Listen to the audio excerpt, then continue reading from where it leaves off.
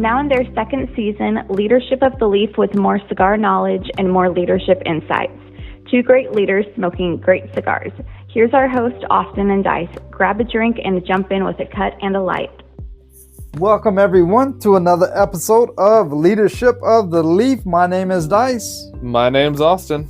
All right, Austin. Yes, sir, Mr. Dice. What are we smoking today? You were smoking something different. I don't want to say we because you're smoking something different, but I personally am smoking the CAO Pilon Añejo. It's very, very good so far. I'm excited to get more of it, to try it, to smoke more of it is what I should say. And I'm pairing that with a nice Tullamore Dew whiskey. Tullamore Dew. Yep. What are you smoking, good sir? Well, mine has a little story. Oh. I am smoking an Aventura Barbaroja Invasion. Barbarojas Invasion? Yes. Barbarojas. I don't know why I can't say that. So I'm going to say I'm smoking that, and I'm going to start with this. I want to send a shout out thank you to Nicole at TPE for introducing me to ADV and McKay. They are the owners of Aventura. Ooh, nice. We always like getting turned on to new things, and especially when the reps do it well. I love getting sold something. When I get a real good salesman, I love getting sold something. Yeah, no, I was a little surprised. She was like, the owners are right here. Cool. Picture, please. Nice. Oh, are you ready for my pairing? It's a beer. I can't even say the name. How do you say that?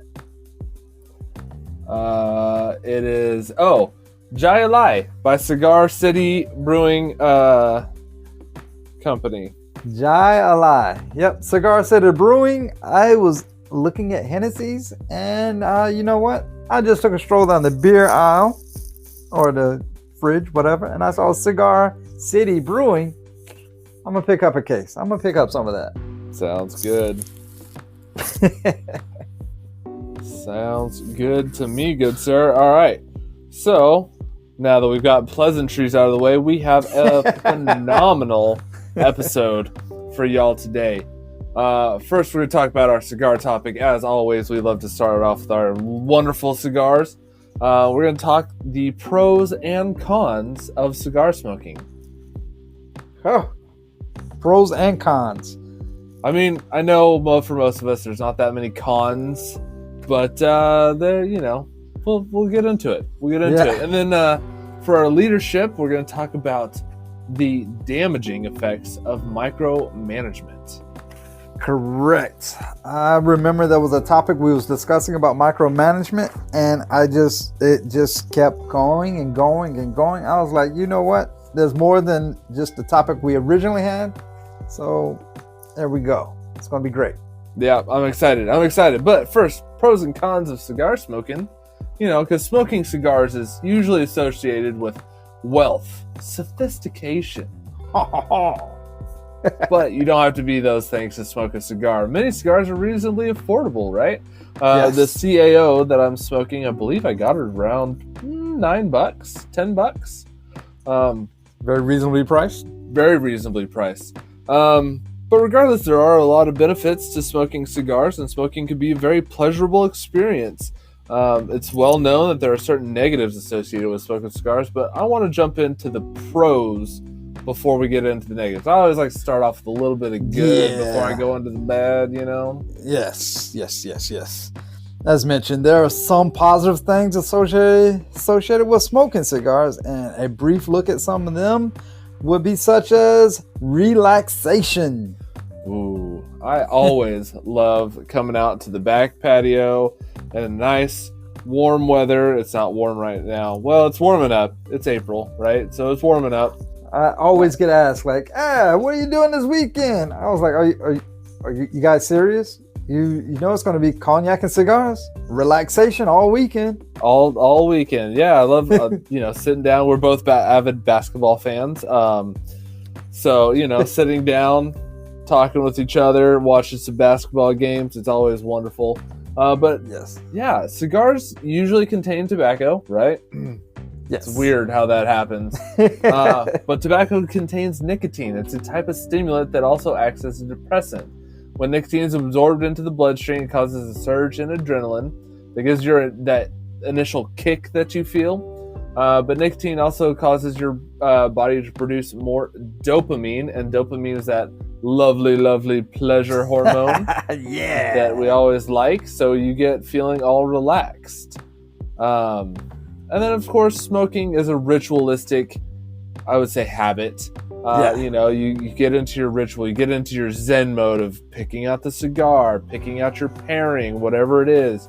And then you go and you sit in your nice little comfy chair and you get yourself all situated, maybe put on some music or put on a movie or whatever it is.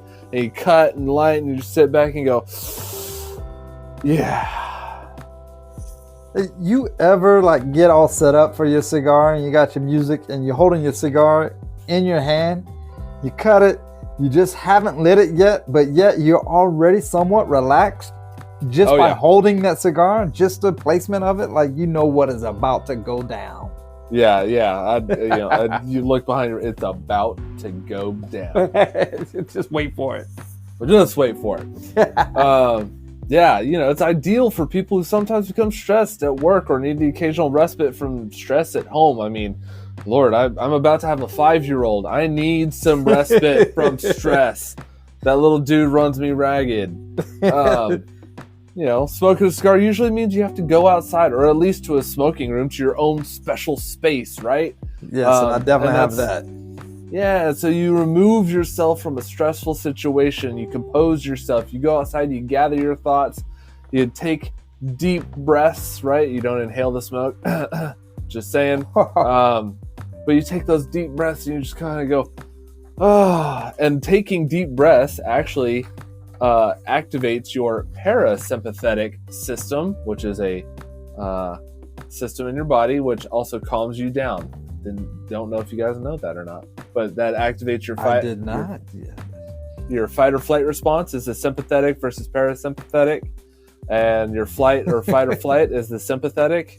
And so when you take deep breaths, you actually calm yourself and actually turn on some bodily functions when you're de-stressing. Wow, that was nice. Boom, boom, boom, laying some knowledge in this podcast. He's dropping jewels on him. He's dropping jewels, son. And just like that, we're sharing a pastime. It can help create bonds between two people. I've done it many times in cigar lounges, perhaps even sparking up a beginning of a friendship. Yeah, I remember we were talking in a brick and mortar in Vegas. Nobody knew me there because it was my first time there with you, and I was sitting across from a guy and I was talking with him, and he actually told me, he was like, "Hey man, if you ever need a job, let me know. I could probably get you a job where I work." He offered me a job just because I was a cigar smoker. He's like, I can help you get the interview, but you have to get the job. But even still, I was just like, man, really? Because I told him what I did previously for work, and he's like, oh, if you ever want to come out here and move to Vegas permanently, let me know. I got the hookup for you. I was like, damn, all right. Yeah, boss. That's badass. So I didn't even get that. Time. I didn't even get that. I think you probably could have been like, can I get in on that? And he would be like, heck yeah. I mean, go ahead. I'm sorry. Well, I was going to say, it's just one of those things. You come in, you smoke a cigar, you get striking up a conversation with somebody, and they're like, hey, by the way, if you want to come work with me, I got some openings over at my job. Just come on over and apply. I'll get you the interview. Oh, shit. Yeah, that works. I mean, it's beneficial for business. It's beneficial for friendship. You never know. It could be an opportunity of a lifetime that you spark up with a conversation of someone in there. So, I mean, just socializing in these type environments is wonderful. I mean, the leaf brings people together like that. Oh, yeah, absolutely. Absolutely. I've gone to many different cigar lounges, and usually when I'm talking with people, well, there's the bartender, another patron, or whatever. It is. I usually sit there and I can sit there and chat with people for hours on end while we're sitting here smoking cigars because we both have that common ground. And it's just, man, I don't know how many times, business associations have been formed, friendships have been formed, everyone's got their thing, maybe your thing's not bowling league, but it's smoking cigars, right? Fuck, man. Yes. I'm getting in there today. Yeah, well, listeners, one of my first jobs, one job that I had, I just started, it was like day one. And the guy that kind of hired me, whatever, my boss, he leans in while I'm filling out paperwork and he's like, "Hey, you like bowling?" I said, "No, sir. I hate bowling." He was like, "Great, you're on the bowling team." I was like, "Fuck me, man." So yes. So I was on the bowling team for like 2 years. Fuck, I hate bowling. Oh, that's so fun. I just go for the beer. Well, that's what I end up doing, but yeah, I gotta drive home. Another benefit can be, and now this one is I feel a little bit reaching, but nicotine, because you don't get that much nicotine from cigars. It's correct. Proven. Right? Nicotine, the nicotine that you do get can help you suppress your appetite. And also the oral fixation. Yes. The act of having a cigar in your mouth will also act as a substitute for food. So maybe like you're not quite full from dinner, but you're like, I just really want to have a cigar, and suddenly you start puffing on a cigar, and you're like, no, I'm pretty good. I'm full. I'm good. I'm happy. When you combine those two factors, you're eating less, and eating less means weight loss, or at least avoiding putting on that weight. Maybe you didn't go for that bowl of ice cream or that third cookie or whatever because you wanted to have a cigar. No, I did quite for this episode. Of course, every episode we do research, right? So when I came across weight loss, I was like, I get it. Nicotine does that. This whole thing, oral fixation, I get it. But I'm gonna be honest, man. When I think of cigar smokers, like in my head, looking out and even going to the lounge, right where you're going with this. I don't see skinny minis up in that piece, man. And most of them are like old, fat, balding guys. Like, what the fuck? Weight loss? I don't know if I'm buying this one, but I mean, the science is there. The nicotine does exactly what it's supposed to, suppress an appetite and all that stuff. But I'm just not going there. Nope, I agree. But we'll throw it in as an extra one. But one of the other ones that another pro for me at least is just the flavor notes, right? The intentionality of sitting here and trying to figure out the different flavor notes, right? So you kind of get, I get chocolate, I get earth, I get, leather, cedar, pepper, blah, blah, blah, blah, blah, blah, blah, blah, blah.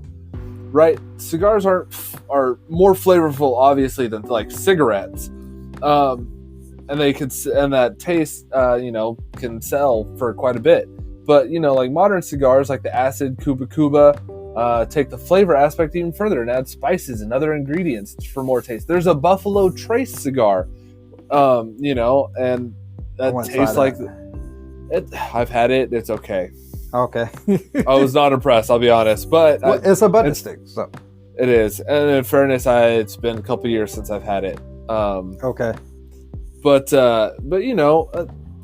there's a lot of different cigar techniques that help infuse a wide range of flavors into a cigar. And they help it make an experience of joy for the taste buds. There was a new listener or whatever to the show, and I've actually spoke to this person, and they're going on a camping trip or something like that. Okay. I don't know, whatever. But he was asking about cigars, and he's new to it. So I was like, I want you to be able to understand the flavors of cigars and stuff. So you mentioned the Cuba Cuba in there. By all means, I'm not a big fan of Cuba Cuba or acids because of how they are flavored. But I know he will learn a lot from it because the flavor will be there for him to actually get.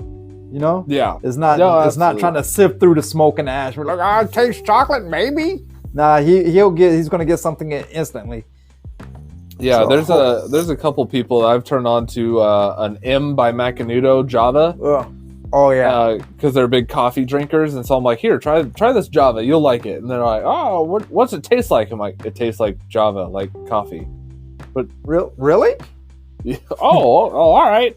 They go and sit down. They're like, oh, this does taste good. I love this one. Yeah, I've had people come up and talk to me, and I actually in let's see, it's April, so in September, in a couple months, I'm going to go down to a festival that's outside with some friends, and they were like, hey, let's go to a cigar bar. And I was like, listen, I'm not opposed to going into a cigar bar, but let me tell you my plan, and let's see if we like this more. I'm going to smoke cigars all day long while I'm sitting outside walking around this big open door outdoor festival. So I don't need to go to a cigar bar. And then I was like, and spend $90 or so for a couple hours at a cigar bar. I'll just go sit at, this outdoor festival and enjoy everything that I'm doing. But that brings up a con of cigar smoking. Oh, man. Not everybody wants to smell my cigar smoke. Correct. But you're in an open field, being friendly. However, well, since you segue to it, below are some of the most impactful negatives that smokers most likely will experience throughout their cigar smoking. So here's some cons. And I want to first say that one of the biggest cons of smoking really anything, I'm going to go ahead and just say, is a health risk. So knowing that there is always going to be a health risk with smoking anything, even though it's in the very, very low percentile, it's still a health risk. The FDA has even put it in as a low percentile. But, I mean, I know I've seen pulmonologists, and those are the people who look at your lungs, for those of you who don't know. They smoke cigars, and they're like, yeah, you're fine. But just, you're putting something semi-foreign into your body, you're putting smoke and ash into your body, there's going to be health risk, right? So just be aware. It's more so if you actually inhale the smoke into your lungs rather than just inhaling it into your mouth and holding it there and then puffing it back out. Well, the lungs in particular, they undergo severe damage from smoking, especially if you inhale, like you were saying. Leads to very dangerous consequences because cigar smoke, just like almost any tobacco smoke, contains a carcinogen, meaning that it causes cancer. Yep. Yeah. And secondhand smoke in a non-ventilated area can just be just as hazardous, if not more so, to others. Another con, again, I don't agree with this one, Dice, because, and this is, like, it's addictive, right? So, like, yes. But an addiction that people, there's nicotine in this. Nicotine is a very addictive substance. If you don't believe me, go smoke some pack of cigarettes and see if you don't Jones for some more. But cigar smoke, I can go weeks, months, correct, on end and not even Jones for a cigar. Now I want the ritual of smoking a cigar. I want that aspect of it, but I'm not going, man, I really got to have a cigar and I got to get that nicotine. Not like cigarette smokes. Can't wait to get off this plane and smoke a cigar. Said no one ever.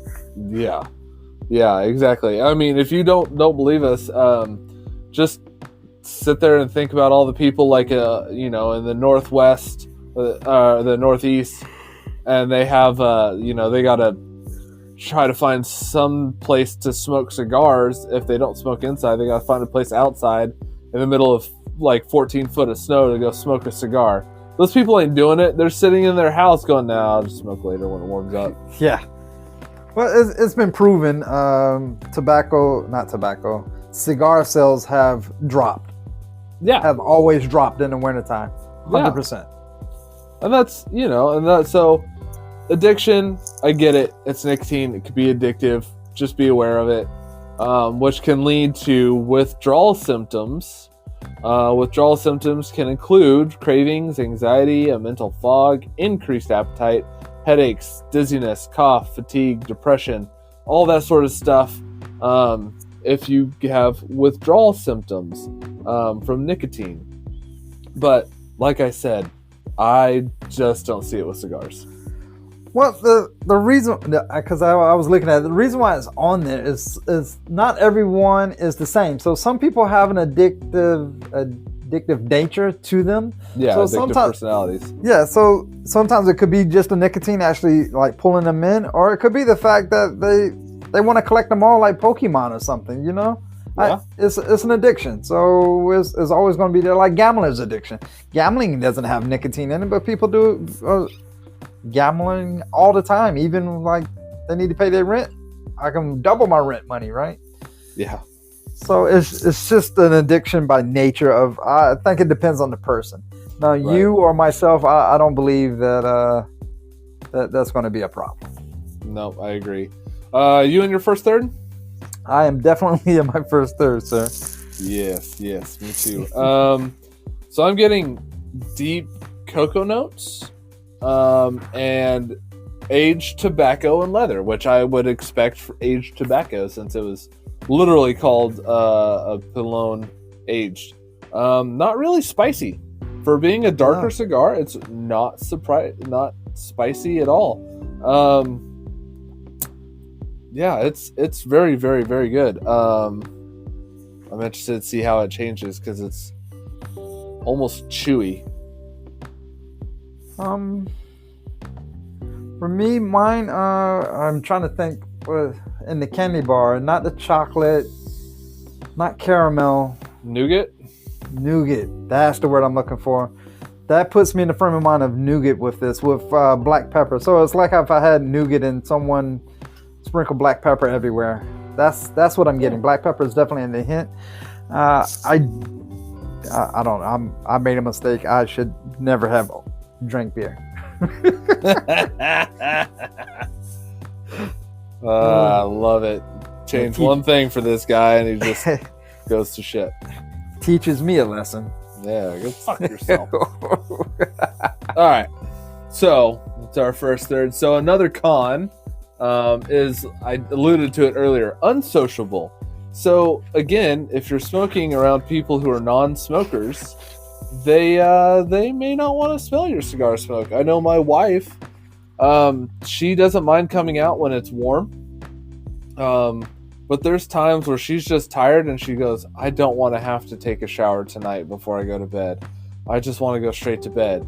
I don't feel like going out there and sitting with you and while you smoke cigars and you know, talk and play games or whatever. So it's, you know, I get that.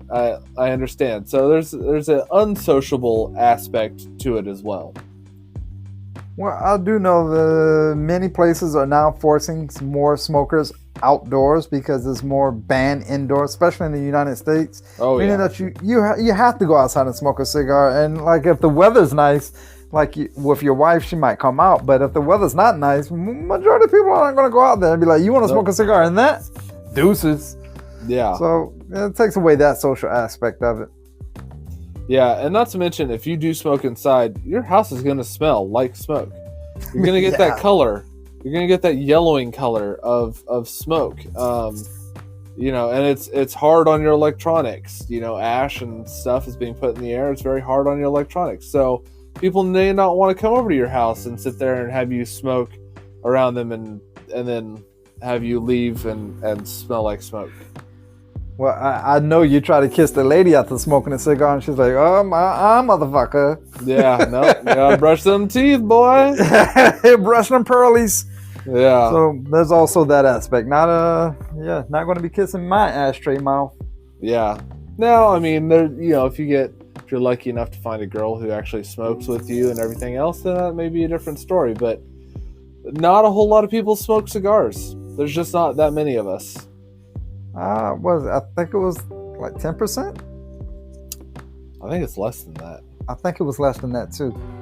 Women actually went up. It's like 2% for women now. Yeah. Well, along with cigars, when it changes colors of your house and all that stuff when you smoke inside, unfortunately, one of the side effects is turns your teeth yellow, stains your clothes. The smoke kind of lingers in your clothing if you have there. They say you can become unhealthily looking thin. I read that and I was like, I think of the people I see in the cigar lounges, and I don't really see thin. Even myself, I wouldn't call myself thin. No. I'm right there with you. But you wouldn't call me thin either. Thanks, buddy. You're welcome. Yeah, fat fuck.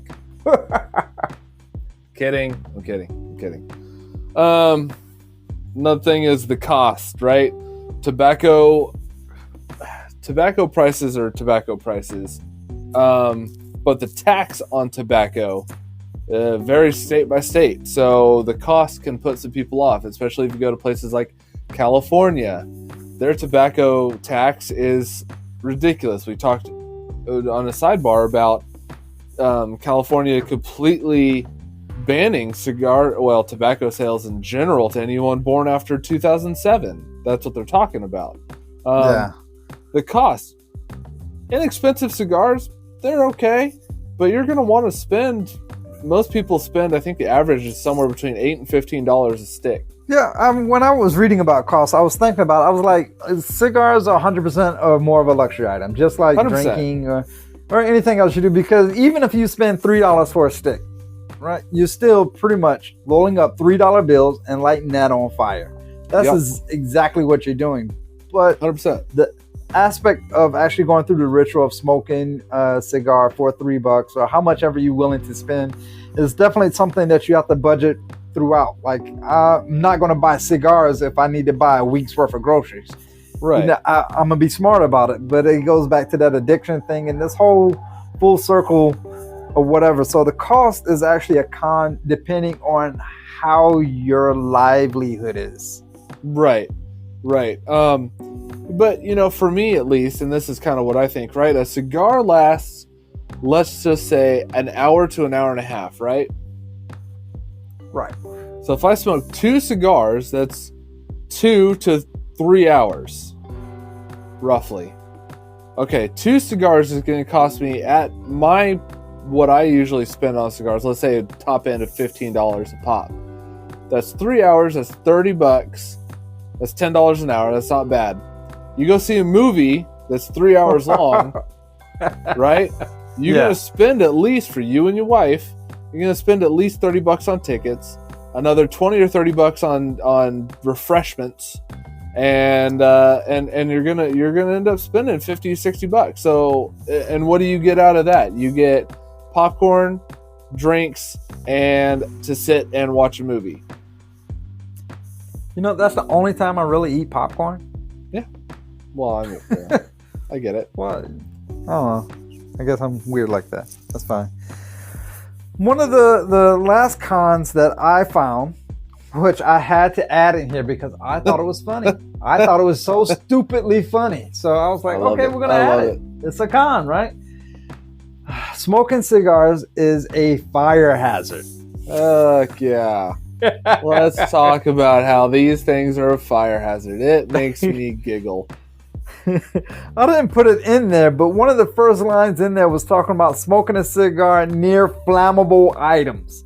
I was like, I can't put that on there. I can't put that on the notes. That's too fucking stupid. I said it, but I'll laugh. But I said it, so I should have just put it in there. Oh, let me just grab this jug of gasoline and kerosene and light up my stogie. Yeah. If you're smoking around flammable liquids, you're dumb. I don't know how else to say it. But see, for me at least, I've heard of cigarette smokers, right? I've heard of cigarette smokers that are sitting on the couch, they're puffing on a cigarette, they put it down and they kind of like fall asleep and it falls down and their ember touches their couch and the couch lights on fire and their house burns, right? I don't hear cigar smokers in that same breath. I agree. I don't think I've ever had a cigar. Look how I'm talking. I don't think I ever have had a cigar and was like, oh, I'm so sleepy. I ain't never had no dang cigar and been so sleepy. Fuck you. But now I will say I have had ash fall on my lap. on my chest, leaning back in a recliner and have it, and it's like, fuck. Embers can fall, so they can like put little holes in your clothing and stuff like that. I get that aspect of it. Yeah, right. If you've been smoking cigars for any length of time, you've had ash crotch. I remember one time you and me were smoking together, and it was in a cigar shop. Well, it was right outside a cigar shop, and I wasn't ashing, and I put my cigar like over my knee or something. I lifted back up, and I realized my ash was gone. I was like, "Oh, where the heck did my ash go?" And I looked down on my like leg, and there's just ash everywhere. I was like, "Shit." Well, that happened. That happened. There ain't nothing you can do about it. But anyways, so just be aware. Don't fall asleep with a lit cigar, you dumb fucks. I'll do my best, sir. So bottom line, though, the negatives of smoking cigars are real, right? They are real. But, they could range from causing irritation to others to posing a direct health hazard to yourself, and even the fire hazard aspect if you want to go that far. But despite all of those, the positives in my mind outweigh those negatives so much far and above everything else. Occasional cigar smokers are a lot less likely to develop problems than heavy smokers. If you're smoking, I've talked with people and they're like, "Oh yeah, I smoke 10 cigars a day," and I'm like, "Oh, what do you do during the winter?" And they're like, "Yeah, I stopped cold turkey," and I'm like, "You have any withdrawal symptoms?" They're like, "No, not at all." Okay, interesting. But those heavy smokers, if you do wish to enjoy the occasional cigar, do it in moderation. Bear in mind the effect of smoking cigars will have on the people around you. Again, I'm going to go down to that outdoor festival, and I'm going to smoke a cigar or two. And I'm sure that I'm going to get dirty looks from people. I've gone to an outdoor wine festival, and I was tasting wines with my wife, and I smelled somebody smoking a cigar. And I immediately perked up and looked around. The guy just kind of smiled and laughed and waved at me. And I was like, "You can smoke here?" And he goes, "Yeah, you didn't know that?" I was like, "No, damn it." But he was getting dirty looks from people. And I was like, "Oh, man, if you had an extra one, I'd bum it off you in a heartbeat." He was not keen to share, though. I seen a dude smoking at the stoplight on his motorcycle. I was like, "That's badass. That is." Yeah. I could smell the smoke, and I knew it was from him. He turned, and I saw this big stogie sticking out. And I was like, I don't know how you smoking on a motorcycle and riding, but more power to you, my friend. Hey, he was enjoying life. But we've done it outside of football games, and people kind of walked past. And I heard some people like, "Ah, man." And then I heard other people like, "Ooh, that's the sweetest smell I've ever smelled in my life." Yeah, that's wonderful, guys. That's wonderful. Yeah. So, it is what it is. But, yeah, I would say personally that the positives clearly outweigh the negatives. Some listeners are going to be like, we're biased. Well, of course we're biased. We're cigar smokers. Shut up. Yeah. It's a cigar smoking podcast. Shut up. Oh. All right. So are you in your second third? I am in my second third. And man, this thing has sweetened up. It is sweet. Waffle cone. I love it. Waffle cone, huh? Waffle cone. That's what I get. There's a little bit of baking spice, some cedar, I don't even get pepper, but I get waffle cone and baking spice. Well, mine has also turned to the sweeter side, but not waffle cone. Mine would be maybe a sugary toothpick, sweet wood. Yeah. Okay. I get that. All right. Nice. Yeah, this is a very, very good cigar. I was very impressed with it. I wish I had another one to smoke so I could smoke it off air, so I could really sit down and just kind of think about it and contemplate the taste. But I only bought one, so I'll have to go out and buy another one. Yeah, that'll happen. That happens. But yeah, pros and cons of smoking cigars. So I think, let's take a break. And when we come back, we're going to get into our leadership topic of damaging effects of micromanagement. That sounds great. All right, we will catch you guys after.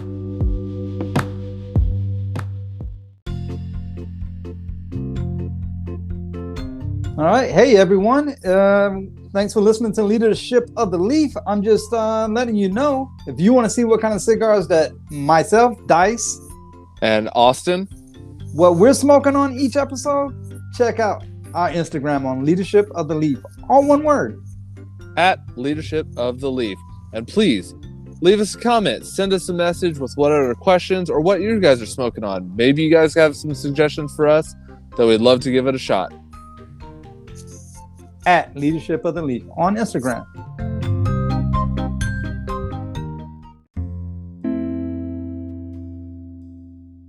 This is retired machinist mate first class George Kreischer, or better known as Crash. And you are listening to the Leadership of the Leaf, hosted by Dice and Austin.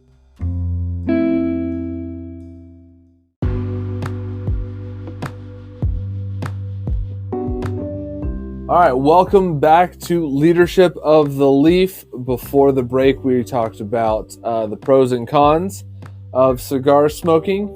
Now we're going to get into our leadership topic of the damaging effects of micromanage. Dice, let me just ask: are you smoking that cigar correctly? Did you cut it correctly? Yeah, well, yeah. Did you light it correctly? Yes, yeah. Are you sure? What? How many puffs a minute are you taking? Oh my God, this guy! Come on. What? You don't like all these questions? You don't like being micromanaged? No, I think I know how to smoke this cigar. Are you sure? I mean, I just want to make sure that no mistakes happen because I'm a control freak. All right, this has got to be perfect. I'm just saying. I'm the one driving the bus. Micromanagement. No one likes being told what to do all the time. If employees are constantly being supervised or managed, you're going to bring the morale down, right? Yeah. People have got to have some sort of degree of freedom in their work. The micromanagement doesn't leave any room for that. So, what are the damaging effects of micromanagement? I know employees' morale takes a huge hit. Micromanagement means you don't trust your team enough for them to work the right way. You're always going to be butting in with what is going on. Employees begin to think that their boss has no faith in them, and they will lose confidence in themselves and in their workplace. Yeah, it takes a toll on their engagement within the workforce and highly affects morale. It's counterproductive because the damaged self-esteem actually leads to lessened efficiency. Right? So if I was to continue my line of questioning with you and continue going, oh, did you smoke that right? Are you sure you cut that thing right? Did you cut it exactly before the cap? Yeah, dude, listen, man. Listen, if that was to actually happen, I don't think I would smoke. I would be like, you know what? I don't even want this cigar. Homie, yeah, I'm good. I'm done. I'm out. My morale is down. I don't even want to see this cigar right now. Yeah, I'm going to put it down. I'm going to walk out. I would just totally lose all my motivation. Right. Now translate that to, hey, did you put that report in? Hey, did you format it exactly the way I sent it to you? Did you do this? Did you do that? All you're going to do is sit there and continue to get these employees who go, oh my God, shut up. Shut up. I mean, if someone's being monitored for every single step that they take, they lose interest and become complacent. Like just going through the motions. Yeah. Now, the management style may have good intentions. You may be like, hey, I just want to make sure everything goes good. It's our asses on the line. I'm just trying to make sure. But in actuality, you're suffocating employees. You're going to decrease the chance of their success, and they're going to be less likely to work to their full potential. You hired them for a reason, or they got hired for a reason. If they're not meeting your expectations, you don't have to micromanage them. You need to fire them and hire somebody else. Or give them feedback and say, hey, you're not meeting my expectations, so I need you to either do better, or I'm going to have to send you to remedial training, or we're going to have to let you go. Well, it's that whole full potential thing, right? So if you're going to micromanage me, then I'm not going to perform to my full potential. I'm just going to perform just enough for you to take over, because you're going to tell me exactly how to get it done any damn way. So I just, just enough to get by. There you go. Of course, I could write a 13-page paper, but I don't need to, because I know my boss is going to step in and tell me about the D's, the ands, the does. Right. And if I'm being micromanaged, I'm not going to do anything. I'm going to sit back and then they come ask me, oh, did you do that report? Oh, yeah. I kind of put some things together. What do you think? And then they're going to be like, oh, well, yeah, it looks okay, but we got to do this. And it's like, all right, stop. Like, okay, why don't you just do it if you know how you like it then? Oh, okay, yeah, I think that's a good idea. And you're taking more, as a manager, you're taking more onto yourself than what's required of you. Yeah, normally if it hits like one person, it's going to be like that one person can't get right. Like, what is going on? But when it starts affecting, when you start doing it to the whole team or everyone in your crew or however, your production is going to fall, and your whole crew is going to be unproductive, and it starts compounding over and over and over until where it's really, there's no team. It's just really waiting on what the fuck the micromanager wants to do. Yeah, so now the unproductivity starts compounding and is usually reflected as decreased product. The employees are also going to feel powerless. They're going to get discouraged if there are strict rules that they are not allowed to adjust according to their own needs. If you give them a template and say, hey, work off this template, that's fine. Cool, got it. You gave me a template of how you want it, boss. I'm going to make sure that you get it that way. But if you go give them a template and you say, hey, I want this, and they fill it out to that template, and you go, no, I don't like these words. I want it to look like this. Then change the template. Right. Everyone's going to develop their own work process. Workers appreciate the guidance, such as that template, for their support, but managers paying extreme attention to every single detail, especially if it's not pointed out in that template, it leaves them feeling helpless.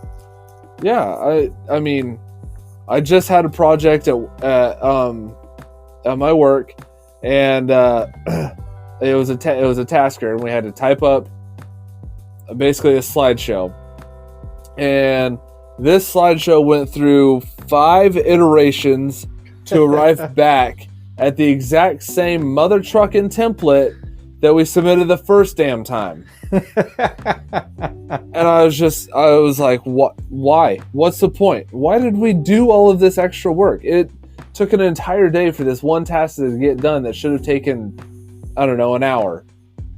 I was like, God, Lee, this is ridiculous. You got to give me a break here. But after that, I was just like, I'm done. I don't want to work for you anymore. I'm done. I don't want to do anything else. Obviously, I can't do anything right. I'm just gonna go leave, because I'm now having self-doubt, because obviously I can't do anything right if you're having to correct me all the time. Well, that's a byproduct of a constant feedback from your supervisors or whoever is in charge.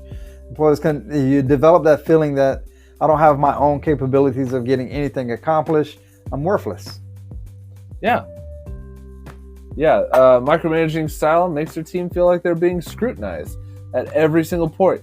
They're not capable. That's why they're going to feel like they're not capable. And that's why they're in need of extreme management. Yeah, there's nothing worse than feeling like, you know what, no matter what I do is going to be wrong anyway. Oh, yeah. So now I'm unmotivated. I feel powerless. I'm going to submit some mediocre crap, which even isn't in my realm, because I am so strong at whatever the task is. But it's pointless for me to put my own spin on it, because you're a micromanager. Right. And if every little mistake in an employee's work is pointed out, it's entirely understandable that employee is going to feel like they're doing something wrong all the time. So you're going to start getting questions every 5 minutes. Hey, is this how you wanted? Hey, did I put this bolt on right? Hey, do you think there should be a comma here? Hey, do you think I should use Excel or an Access product for this? bitch, I asked for a spreadsheet. Like, what the hell is the problem? The flip it, I've had workers that did that before too. And then you're like, look, homie, I'm not a micromanager. You go out there, do your thing, and then I will give you feedback, I will positive guide or you. negative. Yes. Don't come ask me every fucking 5-10 minutes. That's why we hired you. Not to ask me. If you ask me, then I might as well do it myself. Right. And see, my thing is usually what I've found is micromanagers are usually the managers that tend to be the least experienced. Yes. And or they were also micromanaged, so that's how they think that they should be managed, right? Because we tend to emulate what we were shown. Right. The breeding of our whole leadership and management scope. Right. If you're scrutinized for every single little mistake, employees, when a micromanager points it out, it's understandable that they feel like they're doing something wrong all the time, to where they're going to second question everything that they do. Like, is this the right font? Should I use the color black, blue? I don't understand what I should do. No, I'm going to do it wrong. Let me ask. Nope, I'm doing that wrong too. Hold on, let me ask. So it's natural for a micromanager to breed employees or subordinates that actually always second and third question themselves. Yeah, and this also discourages, teamwork. People don't feel like they have an option to work with colleagues on tasks. Why would I work with a colleague? That colleague's obviously getting it wrong. You had to talk to them 16 times. So I'm not going to sit here and ask them anything, because why would I ask them if they also have to get micromanaged? I'm just gonna come to the boss and ask him, because obviously he wants it done or she wants it done a certain way. Yeah, there's nothing worse than having a group setting of people that is trying to work on something, and then everybody is not motivated because they know the micromanager is just going to come in. So there's no creativity, there's no discussion amongst the people, there's no interaction or involvement. They're just all waiting for that one person to come and tell them exactly what they need to do.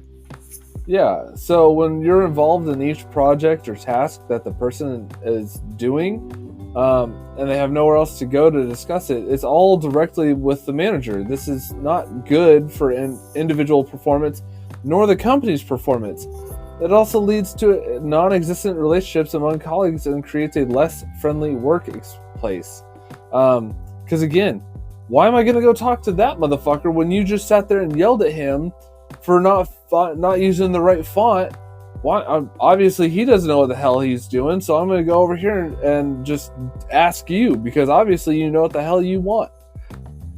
Yeah, it's not going to build any kind of rapport amongst your people. It's not going to do anything except for isolate everyone individually, because no one needs to come together to get anything accomplished. Why become a team? We don't need to. We'll just wait. Right. If there is teamwork, it's usually so they can bitch about the micromanager and possibly mutiny. I've had this happen. I've had people come up to me. I've had the lowest people on the the lowest employees come and talk to me, and they said, "Hey, we don't like working for this manager that you put in charge." And I go, "Okay, why?" And they said, "Well, he micromanages us." "Oh, okay, give me examples." And they started listing off all these examples. And I was like, interesting. Have you talked to him about it? "No, we haven't talked to him about it. We wanted to get your take on it first." I'm like, got it. Okay. If this is what's happening, I'm in full support of you guys going and talking to him and letting him know that he's being a micromanager. And if it doesn't get fixed, let me know and I will fix it. Give it, talk to him and then give it a week. And if it's still bad, then come and talk to me again. They came and talked to me again within a week, said, and nothing has changed. I had to pull him in. I asked him why. "Hey, why are you micromanaging?" "Well, they're just, we've had so many QA problems, quality assurance problems, that I just want to make sure everything's right. And I'm tired of getting yelled at." Okay, cool. I understand that aspect, but you don't have to micromanage them. Your job is to go behind them and perform your own internal quality assurance check, but you don't need to sit there while they're doing the job and point out every little thing that they're doing. You should be using a screwdriver for that. Oh, you should be using this color for that. No, just be like, hey, here's this template. This is how it needs to be done. Follow this template and you won't go wrong. Let me know when you're done and I'll happily review it for you if you need me to. Otherwise, I'm happy if you send it up as long as you use this template. Okay, cool. Sure thing, boss. Sounds It's that great. easy. It really is. But some people find it hard to understand or even are willing to let go of the reins of their empowerment to allow that to happen. And when they do stuff like that, what it does is it stifles creativity. Yeah. It eliminates the actual thought process of thinking outside the box. Why would I have to think outside the box? The manager's going to do it for me. Yeah, the manager's going to take away all their encouragement and just follow my close instructions and you will not lose. Yeah, exactly. So their own thinking is not encouraged at all. People have to have a space to flourish and excel at their jobs. If managers don't give them that, they're not going to reach their full potential. Period. End of story. They just won't. They're gonna sit there and figure out that they either don't want to be there, they're not needed because the manager's doing their entire job for them, and it's just gonna be a slog to work for this person. Yeah, or create a burnout of all employees because it's just going to be a monotonous mess. Yeah. Can you imagine doing the same thing day after day, time after time? Every day you come in, it's the same thing. You know you're going to get talked to about the font or the color or how you did something wrong. You're going to just be like, you know what? I'm done. I'm tired. I can't do this anymore. Transfer. Yeah. It's managers like that, they give no control or decision-making responsibility to the employees. You gotta empower your employees to make decisions. Hey, maybe something isn't done the exact way that you would have done it, but that's okay. That's okay. Did it get the job done? Yeah. Did it hurt anybody? No. Is it illegal, unethical, or immoral? No. Then fuck it.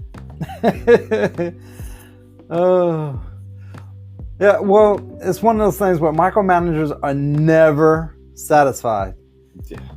They will complain even if there's nothing to complain about. They will argue over the most minute of things that absolutely have no impact whatsoever. Yeah. And what I tend to find out now is they'll say something that they don't realize that they said, and then the employees are going to start doing what people have started to term as malicious compliance. Oh, you want me to wait until a manager clears me to go home? All right, that's fine. So you're just going to sit there and wait and hang around and and then they go, why are you still here? Your shift ended like an hour ago. Oh, I was told I needed to wait for a manager to tell me to go home. Go home. Well, now you owe me an extra hour of overtime. Thanks. Micromanagers are normally overly involved with their employees. So when he's just sitting there waiting to go home, of course, now he's kind of being a little facetious with his actions. But I mean, it's going to benefit the employee in the long run. If you want to be a micromanager, hell, I get an extra hour of overtime. Right. I found this. I replaced another manager on a different shift, and everybody was ecstatic when I showed up. And they're like, "You're our boss." And I was like, "Yeah, it's a temporary thing, but yeah, why?" And they're like, "Oh, thank God." I'm like, "Why? What's going on?" "Oh, this person, every time he'd say, 'Hey, here's the line in the sand. We do all this stuff, and we can go home.'" And I was like, "All right." So I'm failing to see an issue here with that. Like, I like managing like that. Hey, I'll give you a list of everything I need done at the beginning of the day. You finish it ahead of time. All right, cool. I don't need you unless an emergency pops up. And they're like, yeah, no, the problem is he just would keep adding things to this. I'm like, well. Kept moving the line. Yeah, I'm like, you can't move the line. Once the line's there, the line is there. But you got to pay the micromanager pays extreme attention, which creates mistrust between the supervisor and the employees. If the employees are constantly micromanaged, you're going to cause mistrust. And then people don't want to work for somebody like that. If the employees don't feel like you believe in them, they're not gonna want to work for you. Just like that guy, he kept moving the line, so they just were like, man, this guy doesn't believe in us at all.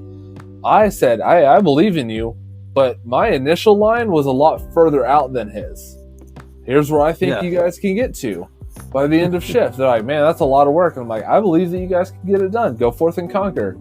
All right, sure thing. And what happened? They worked the entire shift.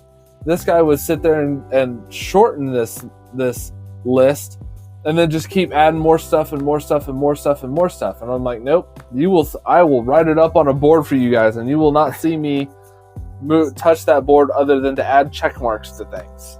Yeah. Oftentimes in those like scenarios, the subordinates, whoever the worker bees, whatever you want to call them, they want managers to provide input, not control their work completely, but just provide input.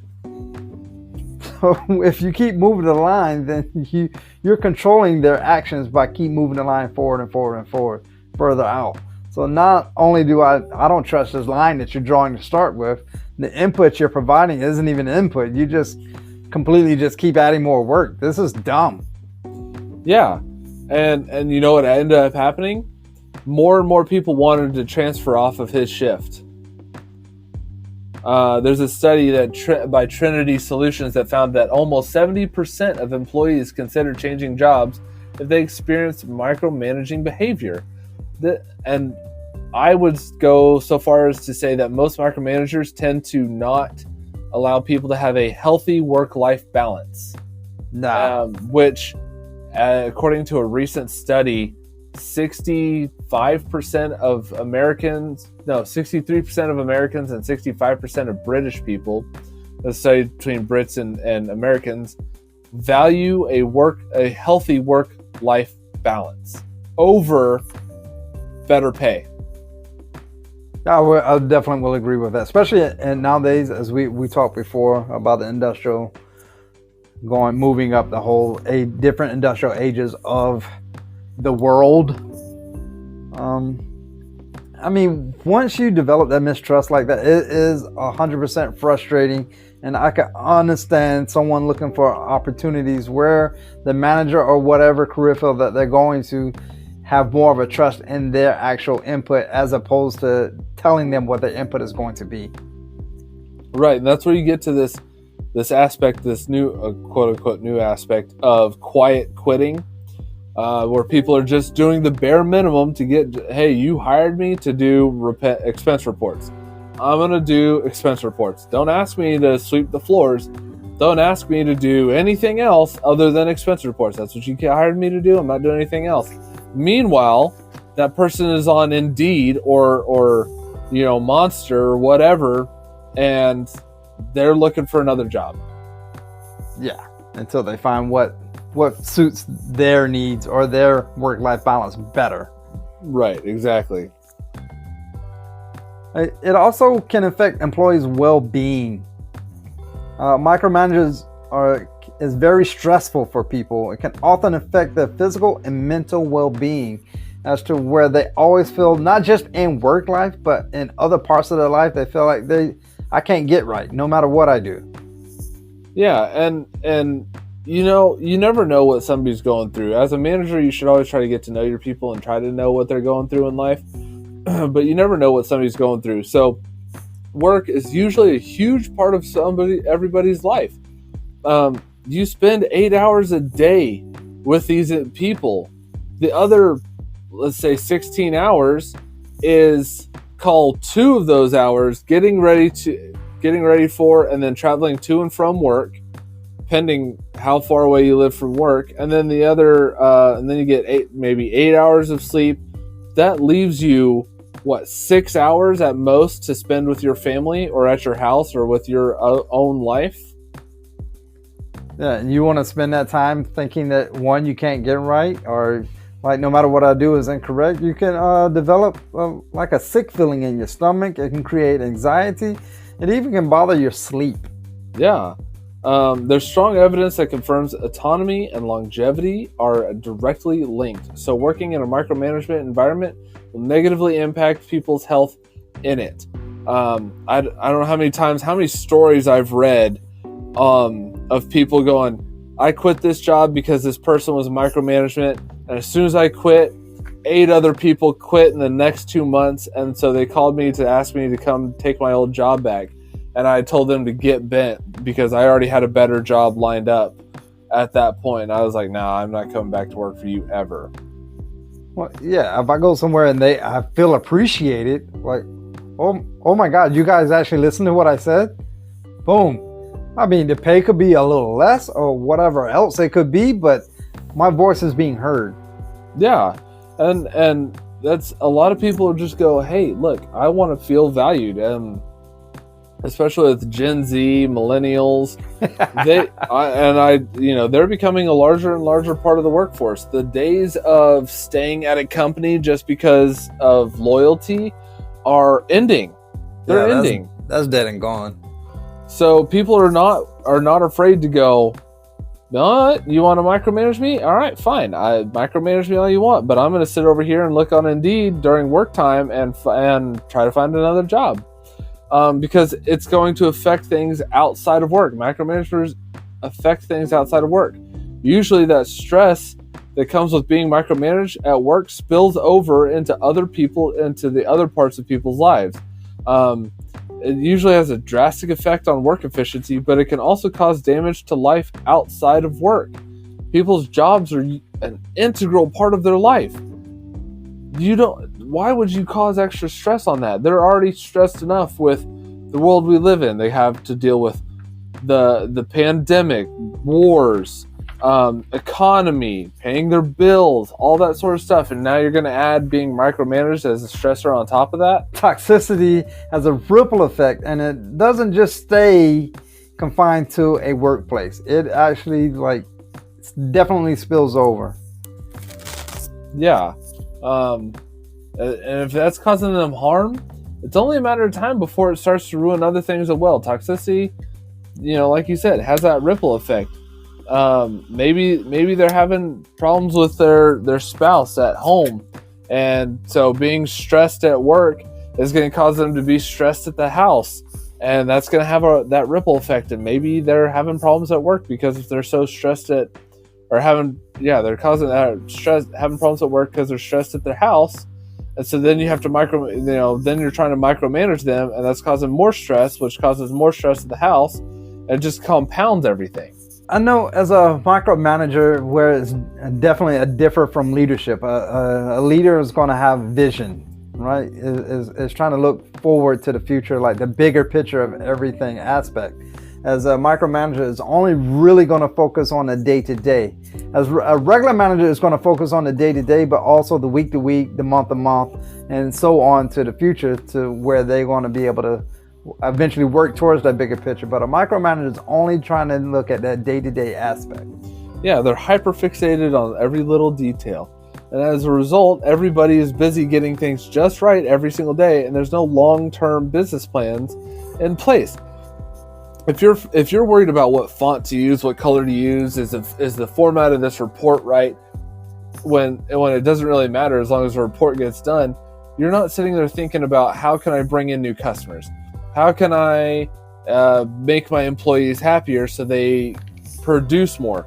And I'll tell you right now, having a pizza party or a jeans Friday or a casual Friday ain't shit.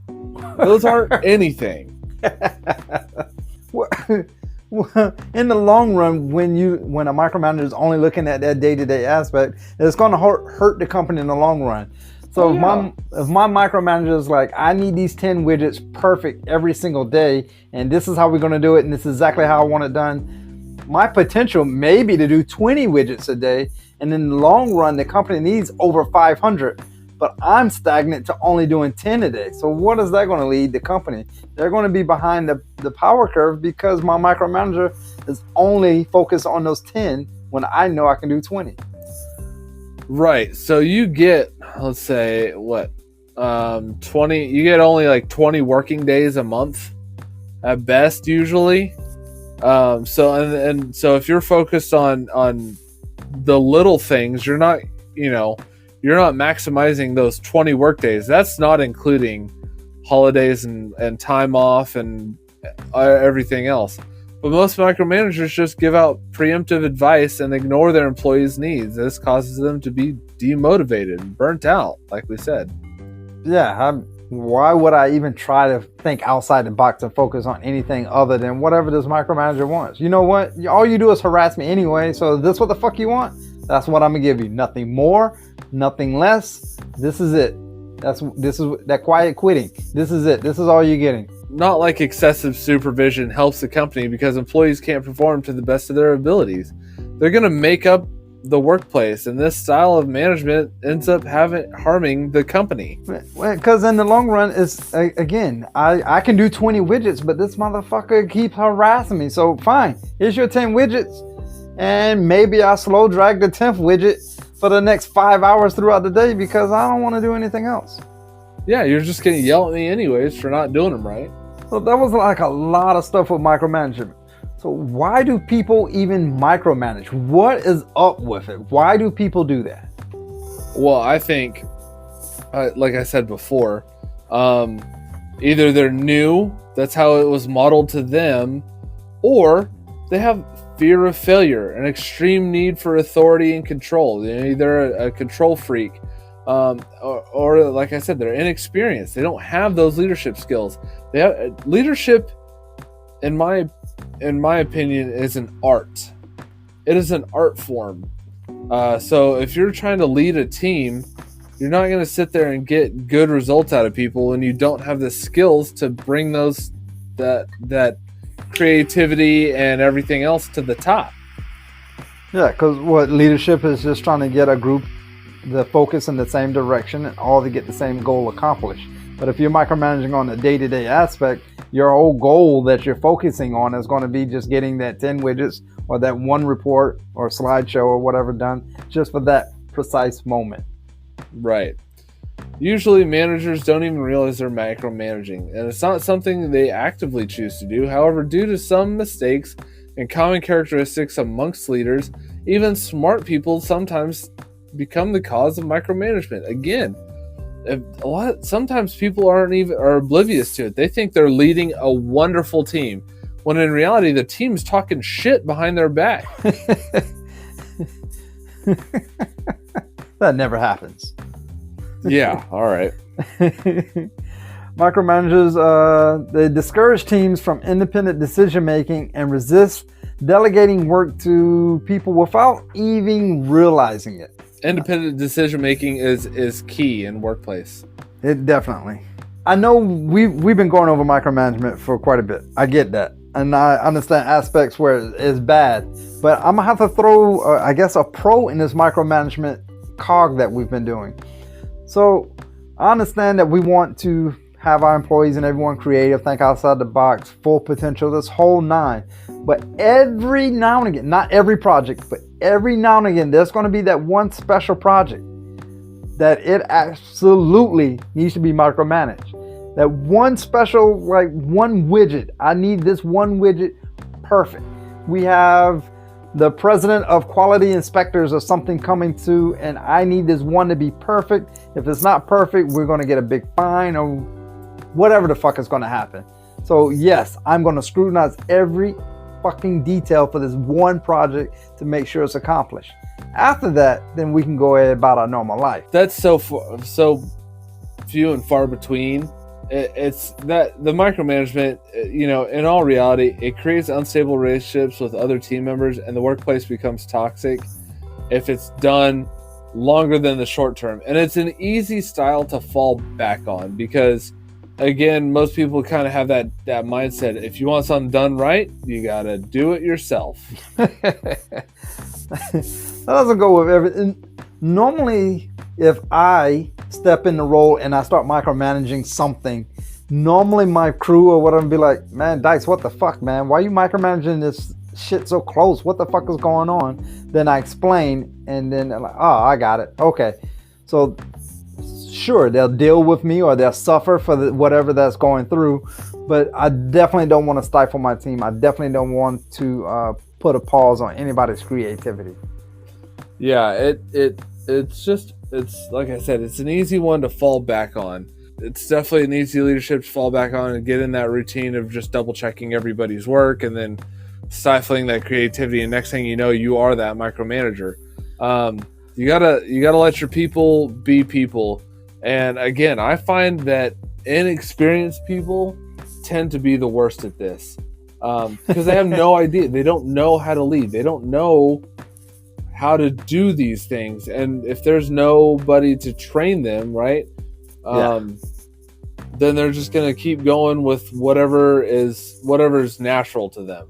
Right, which is fucking I'll do it myself. And this tends to happen when a team member gets promoted to a leadership role and they're like, all right, cool, now I'm the leader. I used to work on the team, now I'm the team leader. And they have trouble transitioning from that role of worker to leader. Yeah, I've seen that, especially like you said, the new guy that's now stepping out of the shadows of being part of the team as to leading the team. I can see that, and I can understand that aspect of it. But hopefully, a new leader or someone stepping in that role doesn't stay in that role for long. I would say that if you're concerned about being a micromanager, ask for feedback from your team. Leaders should get feedback from their team, just as the team should get feedback from their leaders. You need feedback from your team. Hey guys, how's everything going? How am I doing? Is everything going okay? Is there anything I can do better? Anything I can step back from? And I guarantee you're going to find people that go, man, I really wish that you would stop worrying about what font we use, Like, is it really that big of a deal? And if you're like, no, it's not that big of a deal. However, the boss thinks it is a big deal, so I'm just trying to save you guys the thing. Or, hey, just send it up to me and I'll review it and change it as I need it. There's nothing wrong with that. You don't have to call them out. Well, I'm just going to call you out right now. I'm calling you out. Call me out. Calling you. Your final third, what are you getting? Oh, that is a good question. I like it. I think I've smoked this thing correctly, but we'll find out. So final third, it's still sweet, but it's drawn back. It's gotten some cedar and a little bit of white pepper. White pepper, eh? Okay. Yeah, but I'm getting a cedar leathery note with just a hint of pepper on the back end. Well, I'm definitely getting pepper. There's pepper there. The pepper is more of the predominant flavor near the end, but it's still very much a sweet wood, sweet whatever cigar. I mean, I don't want to say overly sweet, but I can definitely get sweet notes in it. The problem I have is I am pairing it with an IPA, and they are conflicting. Yeah, I can see how that.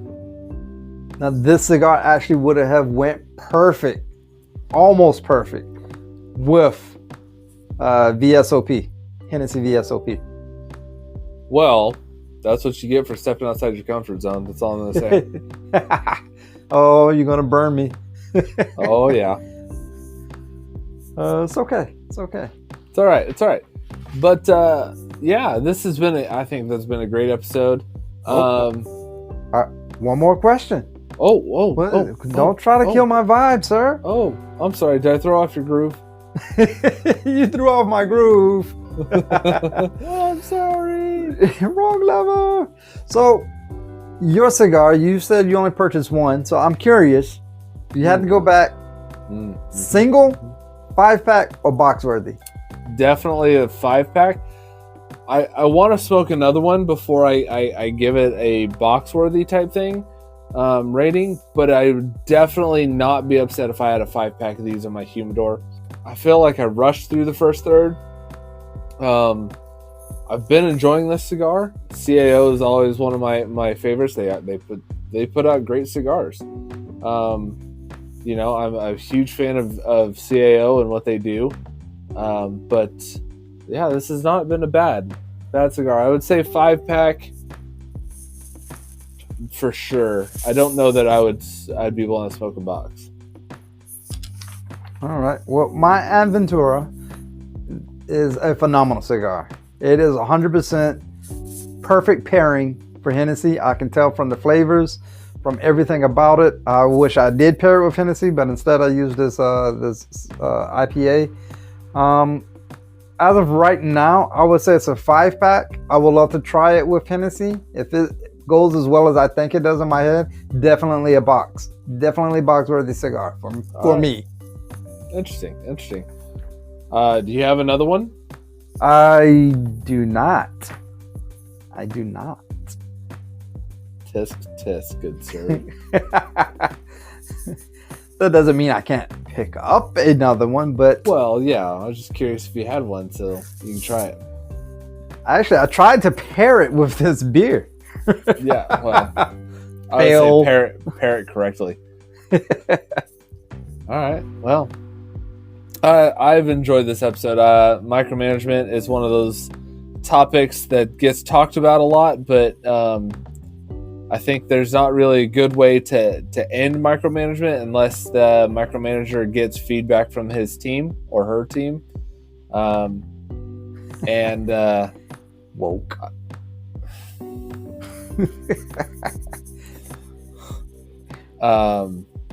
I hope hope this helps people look into what they're doing, and if you experience a lot of turnover, you kind of take a look at what you're doing. But yeah, the pros and cons of smoking a cigar, again, I think these pros well outweigh the cons of the cigar smoke. I will 100% agree, and I will say that because every weekend, cigars and cognac. Yep, absolutely. Until next time, I've been Austin. And I'm going to stay Dice. And we'll catch you guys on the next one. All right. Thank you for listening to Leadership of the Leaf. The comments and opinions expressed by the host and guests does not reflect the opinions of those that broadcast this show, nor does it reflect any of our affiliates.